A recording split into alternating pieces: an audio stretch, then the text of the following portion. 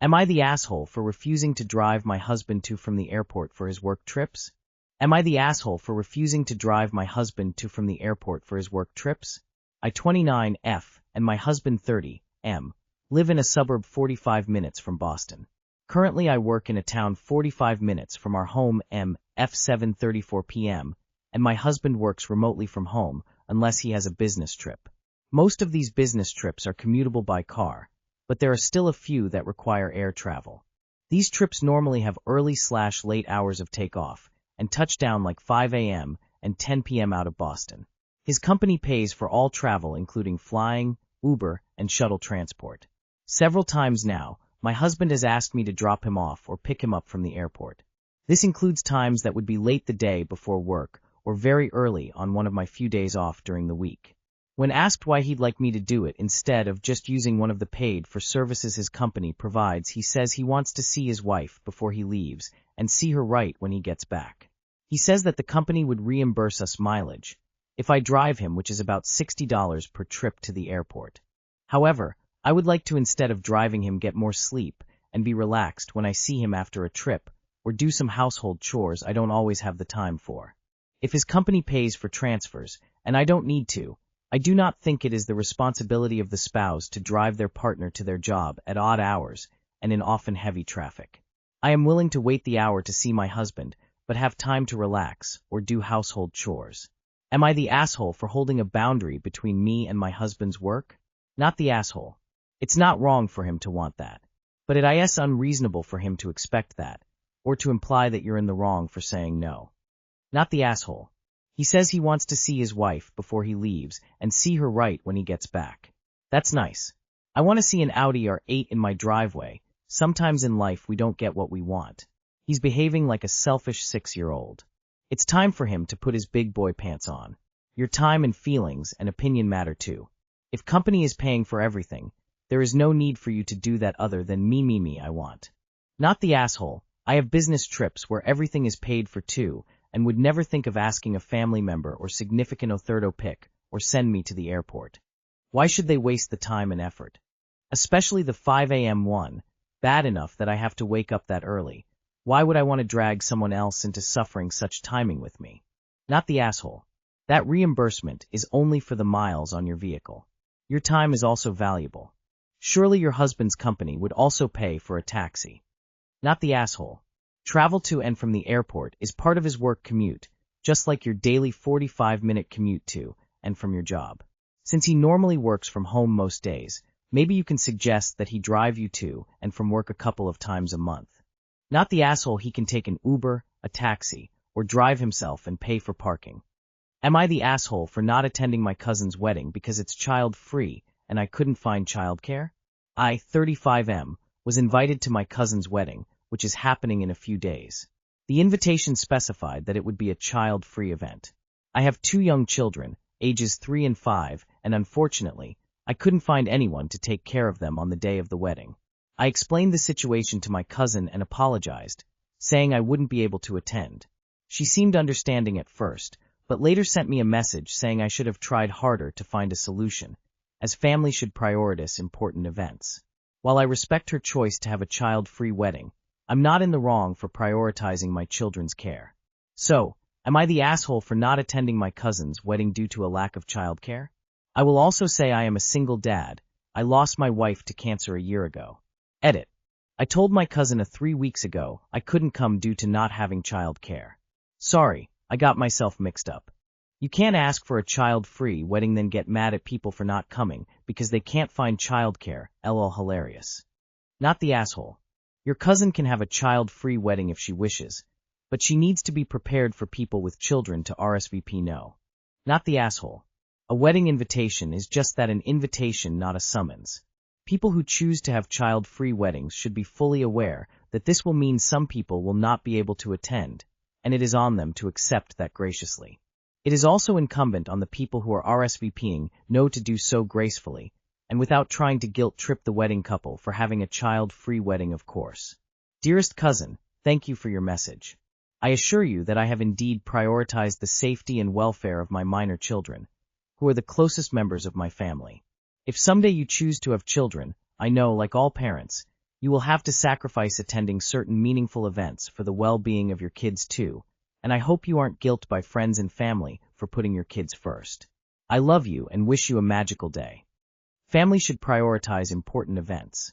Does your cousin not understand that your children are family too? Edit to add, not the asshole. An invitation is not a summons. Absolutely not the asshole. I'm all for a child-free wedding, but you do it knowing that there will be people that can't come because of it. You tried to find childcare, and you couldn't. You would be the asshole if you just brought the kids to the wedding anyways, but you did absolutely the right thing. Would I be the asshole if I canceled my daughter's wedding? Our daughter got engaged a few months ago. We're very happy for her, and we think her fiancé is a great guy. They told us the happy news and advised that they wanted to have 2 weddings, one here in SoCal, where our daughter grew up and most of her family is, and one in OH, where they currently live and where her fiancé's family and friends are. The 2 wedding plan was done primarily since both have elderly relatives who no longer travel. We were fine with this plan, and offered to pay for the SoCal wedding entirely since it obviously accommodates our friends and family. And hosting a wedding in SoCal is much more expensive than hosting a wedding in OH. They told us that they would pay for half of the OH wedding and that her fiancé's parents would pay for the other half. We discussed potential dates and venues here in SoCal with them and got their approval before putting down any deposits. We all agreed that the SoCal wedding would be the legal wedding, especially since it was scheduled to take place 2 months before the OH wedding. Today we were informed that they intend for the OH wedding to be the legal wedding. My husband and I were shocked as we thought this issue had been settled. Now we are struggling with the issue of why we are even having a SoCal wedding if it's basically fake and not legally binding. It's not even like we could turn the SoCal wedding into a celebration party, as they won't yet be married by the date of the SoCal event. Since this is costing us a great deal of money, we are considering just canceling the SoCal wedding. We just don't see the point in spending a lot of money for a fake wedding. Would I be the asshole if I canceled the SoCal wedding and we just attended the OH wedding? We're honestly heartbroken, but do not want to poison our relationship with our daughter or future in-laws. If they had come to us originally with the plan of getting married in OH, we would have accepted it and offered to contribute to the cost, even though it's going to be 99% his family and friends there. If we cancel the SoCal wedding, we will lose about $5,000 in deposits/sunken costs, but it would still be more palatable than $40,000 plus for a fake wedding. Are we the assholes? You are the asshole. One of the weddings would always be a fake wedding. Now it's only an issue because your wedding is the fake one. The point of the wedding is to celebrate with family and friends their union and their love. That's the point. Your daughter probably wants to have her family in her wedding, and by family, I mean the extended one, not just you and your husband, and probably the ones in the family that can't travel are important for her to be there as well. If the condition for you to pay for the SoCal wedding was to have the legal wedding be over there, then you should have said that early on and made that an explicit condition. It feels petty. You are the asshole. You were okay when the fake wedding was the OH party. I thought the point of the SoCal wedding was so your friends and family could celebrate their relationship. Why does it matter if the marriage license does not get filed for a couple of months later? You are the asshole. All day you are the asshole. But you don't have to pay for the wedding if you don't want to. It is after all your money. You are the asshole. Your daughter told you she wanted to have 2 weddings so that relatives who don't travel can all experience her and her partner sharing a celebration of their love. But /your side just has to be the legal one? You would attend the OH one. But what about her relatives that can't? They just suck it up and don't get to see their granddaughter/niece/cousin get married? What an odd hill to die on. You are the asshole. You were fine with having 2 weddings as long as the OH wedding was the fake one. And why shouldn't the OH one be the legal one? That's where they live. You are the asshole. Your poor kid is trying to make everyone happy and instead, everyone is on a power trip and making themselves miserable. I bet the OH people also pitched a fit that they weren't the real wedding. They should just elope. Nobody gets a wedding except the happy couple and their BFFs. Now we are struggling with the issue of why we are even having a SoCal wedding if it's basically fake and not legally binding. But you were okay with the idea of the OH wedding being fake and not legally binding, as long as someone else paid for it. Let's be clear. It's your money, and you're allowed to do whatever you want with it. Your daughter isn't entitled to have your money spent on her wedding. However, in this case, You already agreed to pay for the SoCal wedding. You even offered. They didn't twist your arm. You've already paid deposits. The event is confirmed. And absolutely nothing has changed except the fact there won't be a piece of paper signed during the ceremony. So yes, YWBTA if you cancel it now for such a petty reason. Am I the asshole for not paying back my mom the full amount?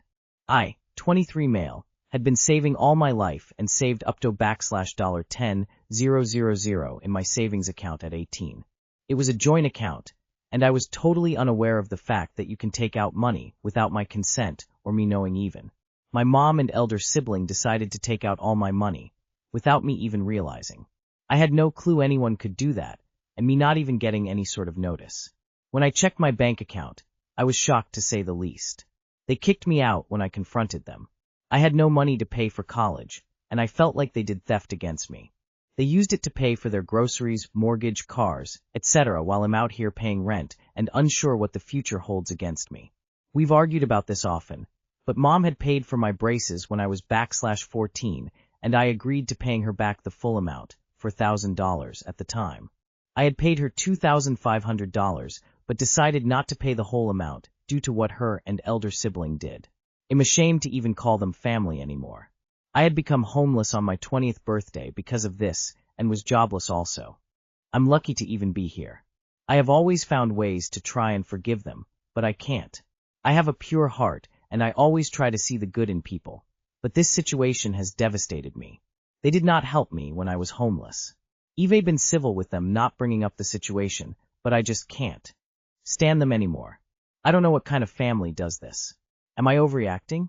Am I the asshole for not paying back the rest of $1,500 and feeling like they robbed me and my future? Not the asshole. Your mom expected you to pay back braces from when you were 14, and then she took $10,000 of your money? Maybe it wasn't theft legally since her name was also on the account, but morally it sure was. Oh no. I wouldn't have given her a dime. Honestly, I'd cut them out of my life entirely until there's a sincere apology and they make it right financially. Is this a serious question? They stole $10K from you, didn't help you when you were homeless, and your mother wants you to pay her back for braces you got when you were 14. How would you be the asshole in this situation? Not the asshole. It is a pretty terrible parent that expects their 14-year-old child to pay them back for braces. You have nothing to feel bad about when it comes to paying your mom the full amount. She literally stole it back, and then some. She even kicked you out afterwards, and they seem to expect you to apologize. Which is insane. It wasn't even a debt. A parent takes care of children's teeth. That was straight up theft of your money. You owe them nothing. Sorry this has happened. Careful who you trust. Especially family. Not the asshole. You already paid her back when she stole your money from you. Consider the debt paid in full, plus extra. What they did is theft. I personally don't know what can be done if she was on the account, but morally what was done is theft. It's also not normal to make your kid pay for their braces. Don't give them a dime.